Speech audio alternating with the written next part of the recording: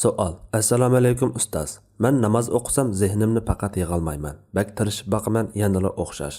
47 yoshga kirdim, ammo bir qatim gazdan qattiq zaharlandim. Shu sababmi yoki boshqa sababdanmi bilmayman. Namozda to'la oziman. Mening iqtisodiy ahvolim yaxshi, ortiq turmush g'amim yo'q. Nimishqa shundoq bo'laman? Bir hadisda undaq namoz o'quvchilarga voy, oxiratda shu o'qigan namozlari yuziga uriladi degan mazmunda gap bor ekan.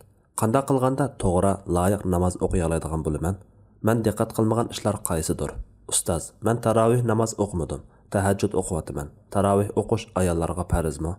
Javob: Va alaykum assalom. Tahoratni kamil aling. Namoz boshlaganda istiaza, ya'ni a'udhu billahi minash shaytonir rojim va bismillahni unutib qolmang.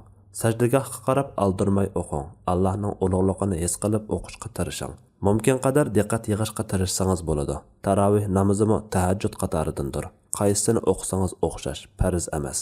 Allah eng to'g'risini bilguchidir. Fatvada Dr. Abdul Aziz rahmatullah.